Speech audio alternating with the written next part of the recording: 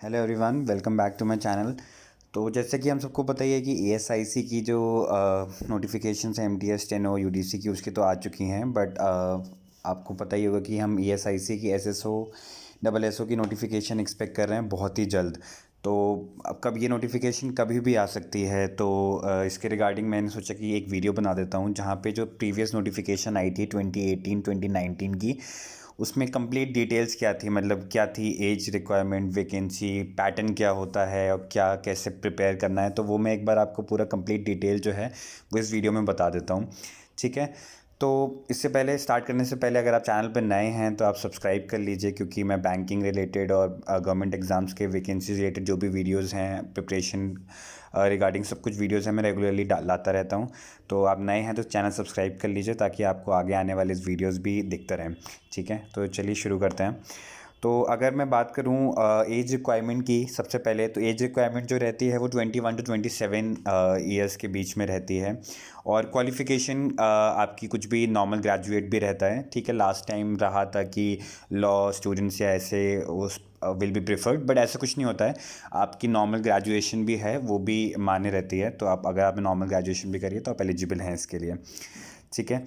Total vacancies जो आई थी वो 2018 2019 में 539 आई थी।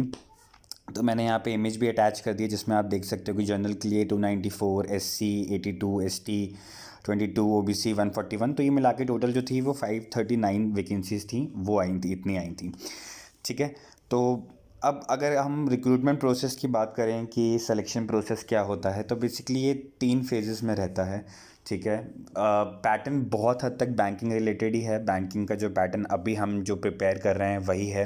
तो ऐसा नहीं होता है कि पैटर्न जो है कम्प्लीटली अलग है और आपको प्रिपरेशन जो है वो एकदम अलग तरीके से करनी होती है, नहीं। जो आप प्रिपरेशन कर रहे हैं वैसे ही प्रिपरेशन करनी है, बस थोड़ा सा डिफरेंस रहता है, थोड़ा सा आपको चेंज करना होता है, बस ये है। ठीक है, तो मैं आपको ये भी एक्सप्लेन कर देता हूँ। तो इसमें अगर हम फ़ेज़ 1 की बात करें तो जस्ट लाइक बैंक प्री होता है, फ़ेज़ 2 मेंस होता है, और इसमें फ़ेज़ 3 एक अलग होता है जो अलग लिया जाता है। जैसे आप आईबीपीएस पीओ, एसबीआई पीओ में क्या होता है कि मेंस एग्ज़ाम्स के साथ ही डिस्क्रिप्टिव का टेस्ट ले लिया जाता है जिसमें आपको लेटर और ऐसे टाइप करना होता है। बट इसमें क्या होता है कि फ़ेज़ 3 अलग होता है, जहाँ पे आपको कंप्यूटर स्किल टेस्ट और डिस्क्रिप्टिव का टेस्ट लेना पड़ता है। उसमें क्या क्या होता है मैं वो आपको आगे डिटेल में एक बार बता देता हूँ। ठीक है, तो अगर हम फ़ेज़ 1 की बात करें तो जैसे कि बैंकिंग एग्ज़ाम्स में होता है बिल्कुल वैसे ही होता है। इंग्लिश लैंग्वेज, क्वांट और रीजनिंग आती है। 30 मार्क्स होते हैं, 30 मिनट्स, 30 क्वेश्चंस होते हैं, और टोटल जो टाइम होता है वो 20 मिनट, सेक्शनल टाइमिंग इसमें भी होती है। ठीक है। क्वांट की बात करें तो 35 क्वेश्चंस होते हैं, मार्क्स जो 35 रहते हैं और टाइम जो रहता है वो 20 रहता है। ठीक है, सेक्शनल टाइमिंग जो रहती है। और रीजनिंग में भी 35 क्वेश्चंस, 35 मार्क्स और टाइम जो रहता है वो 20। तो आपका टोटल जो रहता है इसमें वो यहाँ पे ये गलत है, मैं कर देता हूँ करेक्ट। ये जो रहता है वो आपका 60 मिनट्स रहता है। ठीक है, और टोटल मार्क्स जो रहते हैं वो आपके 100 रहते हैं। तो जैसे कि अपना आईबीपीएस और एसबीआई के प्रीलिम्स में होता है, सेम वही पैटर्न फॉलो होता है। ठीक है। और फ़ेज़ 1 जो है इसमें भी क्वालिफाइंग रहता है। तो इसमें आपके फ़ेज़ 1 के मार्क्स जो हैं वो काउंट नहीं होते हैं, बस आपको क्वालिफाई जो भी कट ऑफ जाती है वो आपको उतना क्वालिफाई करना होता है। ठीक है। अब आता है मेंस में। तो मेंस में भी जैसे कि हमारा आईबीपीएस और एसबीआई होता है, सिमिलर वही होता है। बस एक थोड़ा सा माइनर चेंज होता है, वो क्या है वो मैं आपको इसमें बता देता हूँ। तो रीजनिंग, क्वांट, इंग्लिश लैंग्वेज और जनरल और इंश्योरेंस अवेयरनेस होती है। ठीक है। तो इसमें रीजनिंग में आपका वही 40 क्वेश्चंस, 40 मार्क्स और टाइम जो सेक्शनल टाइम रहता है 35 मिनट्स। क्वांट का 40 क्वेश्चन, 60 मार्क्स और टाइम जो रहता है 35। ठीक है। और इंग्लिश लैंग्वेज में 30 क्वेश्चन, 40 मार्क्स और टाइम जो रहता है 30 मिनट्स। और फिर जनरल अवेयरनेस और इंश्योरेंस अवेयरनेस में क्या रहता है कि आपके 40 क्वेश्चन रहते हैं, 40 मार्क्स रहते हैं और 20 मिनट्स रहता है। जो एक माइन्यूट डिफरेंस था वो यही है कि हम बैंकिंग में क्या करते हैं कि जनरल अवेयरनेस और जो भी हमारा थोड़ा सा स्टैटिक आता है बैंकिंग अवेयरनेस वो पढ़ना पड़ता है। बट इसमें क्या रहता है एएसआईसी के एग्ज़ाम में हमें इंश्योरेंस अवेयरनेस का भी कवर करना होता है। ठीक है। तो ये एक थोड़ा सा जैसे एलआईसी के लिए हमें पढ़ना पड़ता है, तो ये एक एडिशनल चीज़ है जो आपको थोड़ी करनी पड़ती है। बाकी जो है ऑलमोस्ट पैटर्न जो रहता है वो बैंकिंग की जो हम प्रिपरेशन कर रहे हैं वही है। ठीक है। तो इसमें जो है आपके 150 क्वेश्चंस रहते हैं और टोटल मार्क्स जो रहते हैं वो आपके 200 रहते हैं। ठीक है।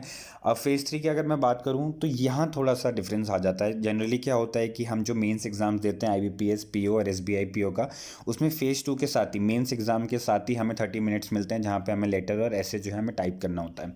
बट इसमें ऐसा नहीं होता है। इसमें फेज़ 3 का अलग होता है जिसमें कंप्यूटर स्किल टेस्ट और डिस्क्रिप्टिव का टेस्ट होता है। तो सबसे पहले क्या होता है, कंप्यूटर स्किल टेस्ट होता है, उसमें आपके 50 मार्क्स रहते हैं, 30 मिनट्स की ड्यूरेशन रहती है। तो उसमें 3 पार्ट्स में आपको करना होता है। तो पहला क्या होता है कि आपको 2 पावर पॉइंट बना के दिखानी है, स्लाइड्स, पावर पॉइंट स्लाइड्स बनानी है, वहाँ पे 10 मार्क्स की वो रहती हैं। एमएस वर्ड पे आपको फॉर्मेटिंग करके देनी होती है जो 20 मार्क्स की रहती है, और आपको एमएस एक्सेल की एक टेबल बनानी होती है पूरी फॉर्मूलेस वगैरह का यूज़ करके। ठीक है, ये 20 मार्क्स है। देखिए ऐसा बहुत टफ नहीं होता है, बट हाँ आपको डेफिनेटली इसमें बेसिक्स आने ज़रूरी हैं। तो ये तो है, ये इसको आपको ज़्यादा कवर करने में टाइम नहीं लगेगा। अगर आप नॉन टेक हैं या आपने बिल्कुल ही कभी काम नहीं करा हो, तो हो सकता है कि आप थोड़ी सी प्रिपरेशन साथ में करते रहिए, देखते रहिए, ताकि आपको लास्ट मोमेंट पे एकदम से बहुत हेक्टिक या बर्डन ना लगे इसको लेके। बाकी बहुत इतना टफ नहीं होता, या एकदम हाई लेवल आपसे फॉर्मूले या टेबल या जो प्रेजेंटेशन है वो सब नहीं मांगी जाती। आपको बेसिक करके दिखानी होती हैं कि आपको हाँ कंप्यूटर पे काम करना आता है, अगर आपको आगे वहाँ पे काम करना होता है तो। ठीक है। उसके बाद जो दूसरा पार्ट है फेज़ 3 का, वो डिस्क्रिप्टिव पेपर होता है इंग्लिश लैंग्वेज का, जहाँ पे लेटर राइटिंग और ऐसे राइटिंग होती है। ठीक है, इसमें जैसे बैंक में रहता है अपना वही है, 2 क्वेश्चंस होते हैं, 50 मार्क्स, और टाइम जो रहता है वो 30 मिनट्स रहता है। ठीक है। अब लास्ट में ये एक चीज़ मैंने स्टार करी हुई है कि ये इंपॉर्टेंट है कि जो कंप्यूटर स्किल टेस्ट और डिस्क्रिप्टिव पेपर है वो भी क्वालिफाइंग होगा। जैसे आपका फेज़ 1 है वो भी क्वालिफाइंग है, सिमिलरली फेज़ 3 है, ये भी आपका क्वालिफाइंग है। तो इसमें आपके जो मार्क्स आते हैं वो आपके फाइनल मेरिट लिस्ट में काउंट नहीं होते हैं।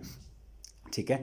तो ये जो रही, ये पूरी बेसिक जो है कंप्लीट जो डिटेल्स हैं वो मैंने 2018 की जो नोटिफिकेशन आई थी वो मैंने एक्सप्लेन कर दिया है। इस साल जो भी कुछ चेंजेस आएंगे, मेजर चेंजेस तो नहीं आएंगे, बस वैकेंसी में चेंजेस होंगे। बाकी तो मुझे लगता नहीं है कि ज़्यादा कुछ चेंजेस होने चाहिए, बट हाँ जब भी वो आएगी तो मैं उसके रिगार्डिंग डेफिनेटली एक वीडियो बना दूंगा। और हाँ एक चीज़ और भी रहती है कि स्टूडेंट्स की ये रहती है कि कितने बच्चे लिए जाते हैं। तो जैसे इसमें 539 वैकेंसीज आई थी, तो फेज़ 1 में जो है इंटू 10 टाइम्स लेते हैं, जैसे कि बैंक में भी होता है, तो वो इंटू 10 टाइम्स आप देख लीजिए। और फिर जो मेंस का जो होता है, मेंस का इंटू 5 टाइम्स होता है, तो 1:5 का रेशियो होता है, तो वहाँ पे इंटू 5 टाइम्स होता है। तो यही है बेसिक चीज़ है। अगर आपको इसके अलावा कुछ भी ऐसा कुछ है जो आप पूछना चाहते हैं तो आप डेफिनेटली मुझे कमेंट करके पूछ लीजिएगा, और बाकी कुछ भी डाउट और प्रिपरेशन रिगार्डिंग तो भी आप मुझसे पूछ सकते हैं। ठीक है। तो all the best, and all the best for your future exams. Take care, bye.